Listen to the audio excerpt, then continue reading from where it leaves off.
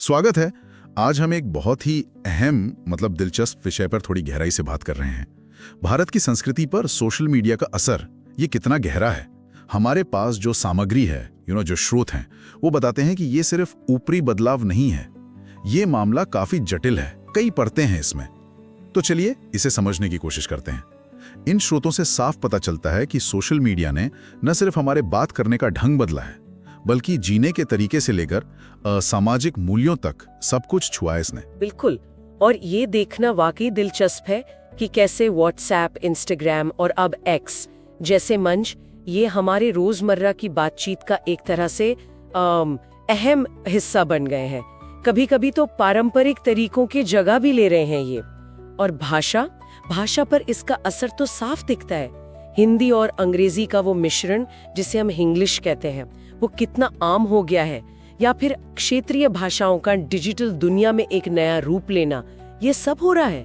ये सिर्फ जानकारी का लेन देन नहीं है, अब ये तो सांस्कृतिक अभिव्यक्ति का एक शक्तिशाली नया जरिया बन गया है। हाँ, और यहाँ एक बात मुझे वाकई चौंकाती है, जैसा कि आपने कहा और स्रोतों में भी इशारा है कि ये असर सिर्फ बड़े शहरों तक ही नहीं रुका है। ऐसा नहीं है। छोटे शहर और यहाँ तक कि गांव, वहाँ के युवा भी इन मंचों का भरपूर इस्तेमाल कर रहे हैं। यस। अपनी राय रखने के लिए, अपनी कला दिखाने के लिए और कभी-कभी तो विरोध दर्ज कराने के लिए भी। सही कहा।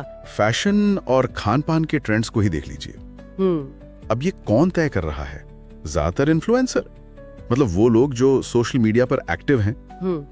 स्रोत बताते हैं कि एक नया फैशन ट्रेंड पहले जहां पारंपरिक मीडिया से मान लीजिए 6 महीने लगते थे टियर 2 शहर पहुंचने में, अब औसतन सिर्फ 3 हफ्तों में पहुंच रहा है, सीधे इन्फ्लुएंसर्स के जरिए। हाँ, ये बहुत तेज हो गया है। सोचिए, कोरियाई ब्यूटी प्रोडक्ट्स या पश्चिमी फिटनेस के तरीके छोटे कस्बों तक कितनी तेजी से पहुंच रहे हैं। हाँ, और इसका सीधा जुड़ाव फिर उपभोक्ता व्यवहार से भी है। स्रोत इस बात पर काफी जोर देते हैं कि लोग अब किसी बड़े ब्रांड के नाम या पुरानी वफादारी से ज्यादा ऑनलाइन रिव्यूज पर भरोसा कर रहे हैं। अच्छा, रिव्यूज ज्यादा मायने रखते हैं अब। हाँ, या फिर किसी इन्फ्लुएंसर की सलाह पर, खासकर जब इलेक्ट्रॉनिक्स या कपड़े जैसी चीजें खरीदनी हो। तो एक तरफ तो यह है कि युवा अपनी एक अलग पहचान बना रहे हैं।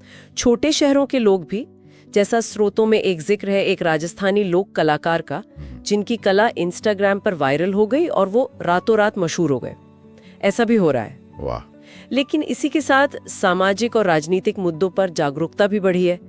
#MeToo इंडिया जैसा मूवमेंट या किसान आंदोलन जैसे बड़े मुद्दे, ये ऑनलाइन माध्यमों से ही इतने बड़े पैमाने पर फैल पाए। हालांकि कुछ स्रोत ये चेतावनी भी देते हैं कि ये जागरूकता कभी-कभी थोड़ी सतही या सिर्फ दिखावे की, परफॉर्मेटिव भी हो सकती है। हाँ, ये भी एक पहलू है, लेकिन सिक्के का दूसरा पहलू भी तो है, जिसके बारे में स्रोत लगातार आगाह कर रहे हैं, है ना? मेरा मतलब है गलत सूचना, अफवाहें और खासतौर पर राजनीतिक प्रचार का जो खतरा है, जिससे समाज में दूरियां बढ़ सकती हैं, ध्रुवीकरण हो सकता है। स्रोत बताते भी हैं कि कैसे कुछ ऑनलाइन बहसों ने विचारों के अलग अलग खेमे बना दिए हैं जो आपस में बात ही नहीं करना चाहते। निश्चित रूप से ये स्थिति बिल्कुल एक दोधारी तलवार जैसी है। फायदे भी हैं, नुकसान भी।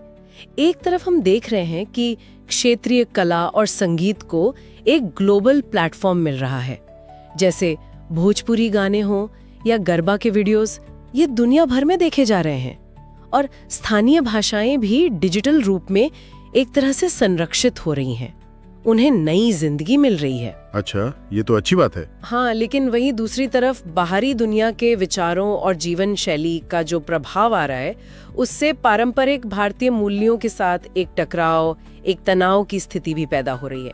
और ये तनाव अक्सर पीढ़ियों के बीच साफ महसूस होता है, या फिर शहरी और ग्रामीण सोच के बीच।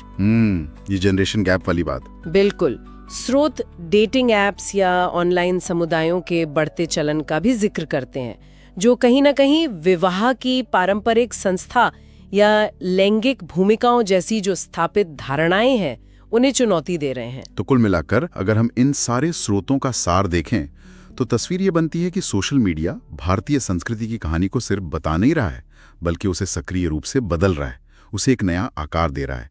ये शहरी और ग्रामीण भारत के बीच की कुछ दूरियों को शायद कम कर रहा है, युवाओं को आवाज़ दे रहा है, पर साथ ही गलत जानकारी फैलाने और सांस्कृतिक तनाव बढ़ाने का जोखिम भी पैदा कर रहा है। ये सिर्फ संस्कृति का आईना नहीं है, ये तो उसका अगला अध्याय लिख रहा है, ऐसा लगता है। और यहीं पर एक महत्वपूर्ण सवाल उठता है, सोचने वाली बात है ये, कि अगर आज तकनीक हमारी संस्कृति को इस तरह से इतनी गहराई से प्रभावित कर रही है, तो भविष्य में मानवीय मूल्यों और तकनीकी विकास के बीच ये रिश्ता कैसे विकसित होगा, ये संतुलन कैसे बनेगा, इस पर वाकई विचार करने की जरूरत है।